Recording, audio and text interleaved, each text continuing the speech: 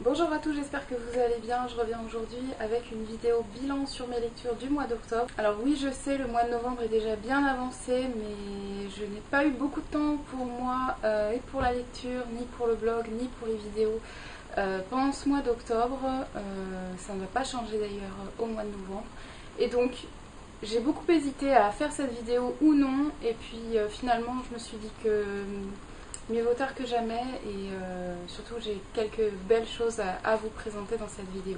Alors ça va être une vidéo assez courte puisque je n'ai lu que 3 livres pendant le mois d'octobre. J'ai vraiment eu très peu de temps pour la lecture. La lecture devient vraiment marginale dans mon emploi du temps, j'ai vraiment peu de temps à y consacrer. Donc c'est pour ça que je lis moins. Néanmoins, les 3 lectures que j'ai faites au mois d'octobre sont des lectures qui m'ont particulièrement plu et dont je ne peux vous dire que du bien. Alors le premier roman que j'ai lu au mois d'octobre, il s'agit donc de Shining de Stephen King, que j'avais commencé déjà sur le mois de septembre. Thriller qui est à mi-chemin entre le thriller psychologique et le thriller fantastique.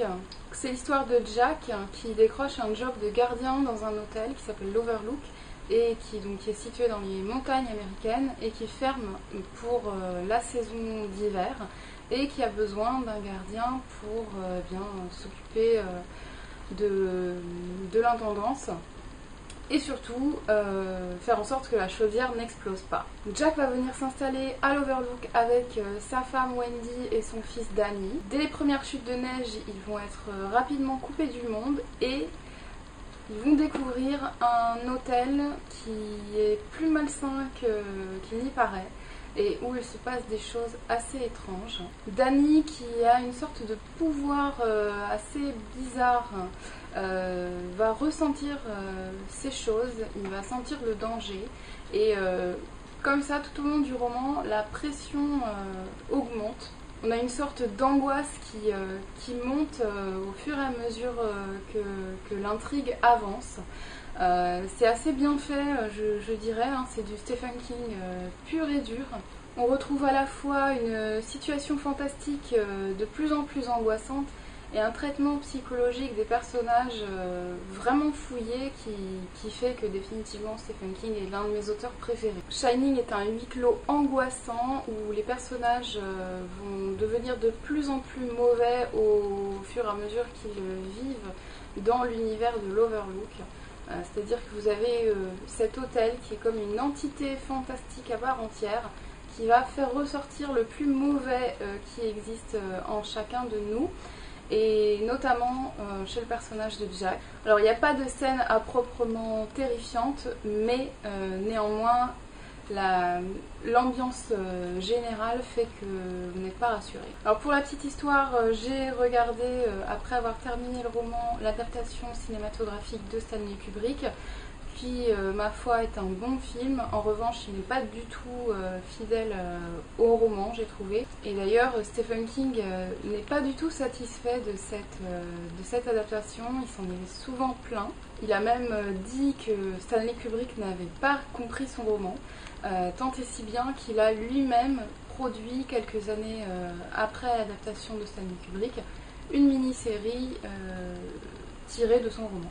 Ensuite, j'ai lu Demain est un autre jour de Laurie Nelson Spillman, qui est un livre dont je n'avais jamais entendu parler, que je me suis offert pendant les vacances d'été dans le sud.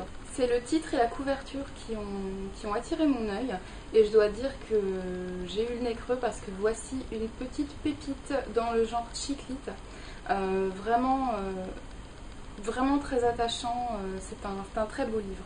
C'est l'histoire de Brett qui est une jeune femme qui perd sa maman atteinte d'un cancer, sa mère dont elle était la seule fille et avec qui elle entretenait des liens très forts. Sa mère était la présidente d'un grand groupe de cosmétiques et elle s'attend donc à hériter en fait de cet empire. Néanmoins, sa mère avait d'autres projets pour elle et plutôt que de lui confier l'empire cosmétique qu'elle dirigeait, elle lui impose un défi, c'est-à-dire que pour récupérer l'héritage auquel elle peut prétendre, eh bien, elle va devoir réaliser les rêves qu'elle avait écrits sur papier lorsqu'elle était une jeune fille de 14 ans. Alors au début, Brett va trouver cette idée complètement saugrenue parce que ses rêves à 14 ans étaient totalement différents de ce à quoi elle aspire aujourd'hui à 34 ans. Avoir un cheval, avoir un bébé, avoir une maison, eh bien ça ne fait plus partie de ses aspirations, mais elle va être obligée de remplir ses rêves un à un pour toucher son héritage. On est dans la chick lit à la fois légère mais grave également parce que eh bien, notre petite Brett a le cœur lourd d'avoir perdu sa maman. Elle comprend pas ce que sa mère lui joue comme tour. Elle est désemparée. En même temps, c'est un livre très très drôle. Le personnage est terriblement attachant.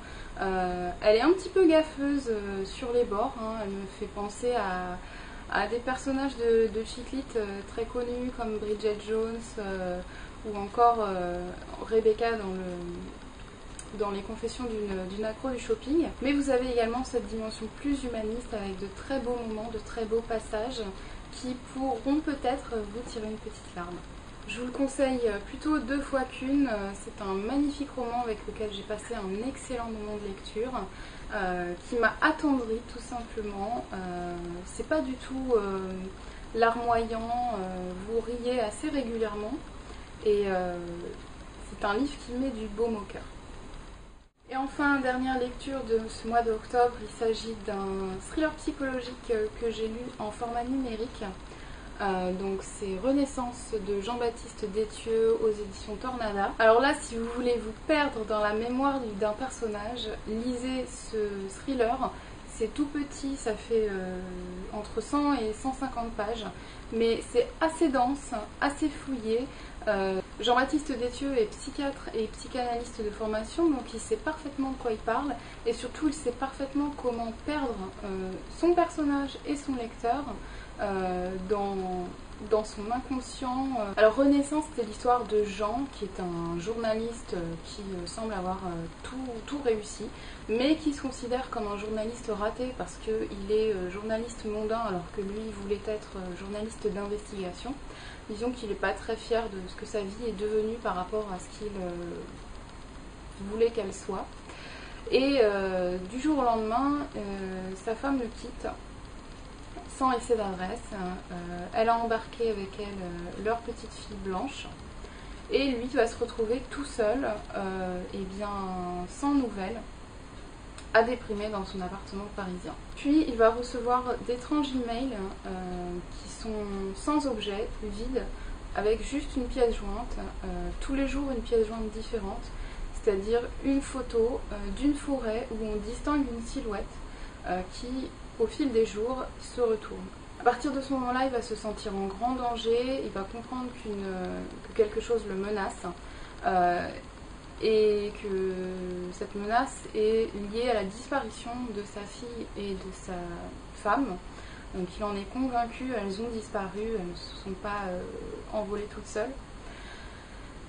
Et donc il va partir à leur recherche. Mais au fil de son enquête, il va comprendre que sa mémoire lui joue des tours, que ses perceptions ne sont pas forcément conformes avec la réalité.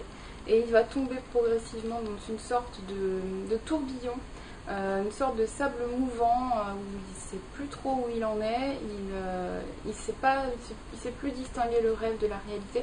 Enfin bref, on a une distorsion totale de la réalité qui existe à la fois pour le personnage et pour le lecteur. En tant que lecteur, vous ne savez pas si le personnage est réellement menacé ou si toute la menace se passe dans sa tête.